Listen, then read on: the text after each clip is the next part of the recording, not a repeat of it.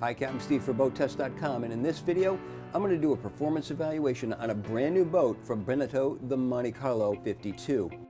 This has been enhanced entirely from the keel up, including a new running surface, so let's see how they've done. The lower helm consists of two 16-inch displays, and notice there are no gauges on the panel at all. That's because everything is connected to these displays. The engine and the ship's electrical system, all controllable through the ship control by Beneteau, so a touchscreen will give us access to everything on the boat. Down below we have electrical switches, the two Volvo Penta displays, and the zipway controller. The helm is mounted to a tilt base, and over to the right hand side, the digital throttle and shift, the IPS joystick, and then the remote control for the forward displays, and notice how it's positioned well back so we can operate two displays from the seated position. The helm seat is double wide, there's a flip armrest in the middle and a full-length flip bolster. To both sides are opening side windows, and to the left of the helm there are two beverage holders, a cubby, and 12-volt connectivity. There's nice visibility out the two forward windshields, and I'm happy to see that there are defrost vents. Now just to the port side of the helm console, we've got the Scheiber touchscreen that lets you control all the electrical systems on board, touchpad for the battery systems, and then the air conditioning system just underneath. And all this is redundant. It can also be controlled by the GARMIN screens up on the helm. The helm consists of two 12-inch displays, the Volvo Penta EVC gauges right in the center, compass mounted right on top of the console and in line with the helm that is mounted to a tilt base. Electrical switches are over to the left-hand side along with the zipway control panel.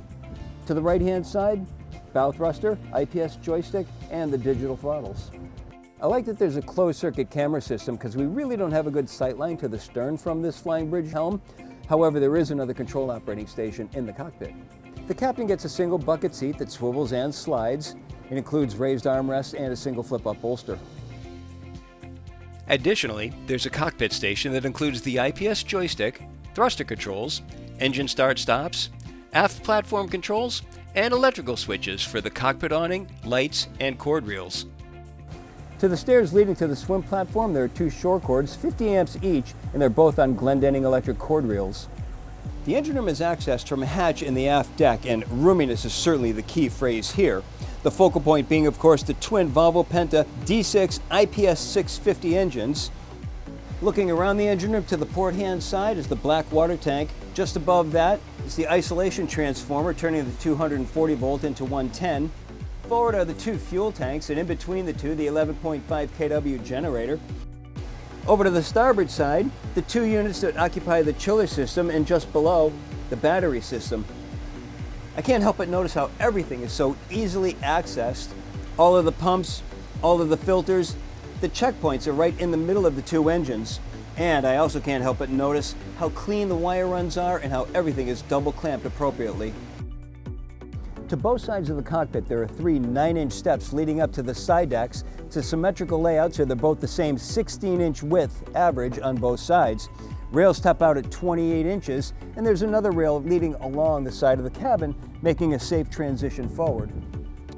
There's a 10-inch midship cleat with chafing gear just outside and courtesy lighting inside. At the working end of the bow, the rails top out at 30 inches. It's a split rail design so we can have bow end boarding, and there's a teak seat all the way forward. To both sides of the bow, there are 10-inch cleats with chafing gear just outside. The ground tackle consists of a Lumar windlass turning 90 feet of chain rode and 150 feet of rope rode, leading out to an anchor roller that is recessed into the tow rail forward. A Delta plow anchor is on top of the roller, and to both sides there are rode storage lockers, making it easy to access the anchor rode. On the port hand side, more storage, another grab handle, and the remote control for the windlass. For our departure, since it was just a straight pullout, I chose the flybridge station as it gave the best views of the surrounding area. As we made our way out of the narrow fairway, I kept to the joystick for steering, and it was nicely responsive with no surging or wandering. Once clear, the transition to traditional steering entailed simply moving the shift levers into gear, which disables the joystick. The Monte Carlo 52 has a length overall of 53 feet 7 inches, a beam of 15 feet 2 inches, and a draft of 3 feet 11 inches. With an empty weight of 33,034 pounds, 75% fuel, full water, and 3 people on board, we had an estimated test weight of 36,035 pounds.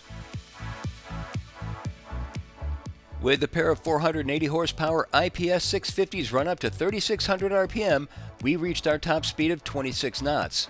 Now, this was in 1 to 2 foot seas holding us back, so not ideal conditions for a test. In fact, when Beneteau tested this same boat on the flat, they reached 28.7 knots and achieved 3830 RPM.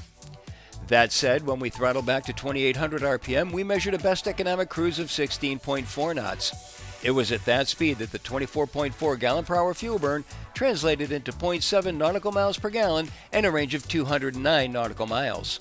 All, of course, while still holding back a 10% reserve of the boat's 344 gallon total fuel capacity. She accelerates at a nearly level attitude and reaches planing speed at an average 6.7 seconds.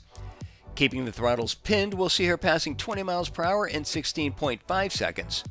She has a natural 5-degree bow-high attitude, and her narrow entry seems to cut through the chop quite well with absolutely no pounding or hull slap. She throws spray well to the sides and down low for a dry ride.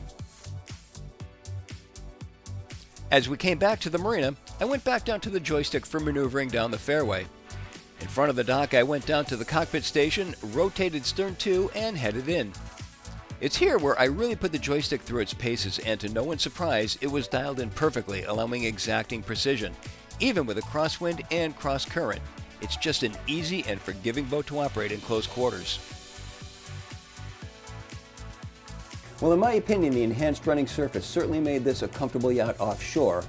Around the dock, she's equally impressive, but even more impressive is her luxury treatments inside, but that's covered in another video. Be sure to look for it.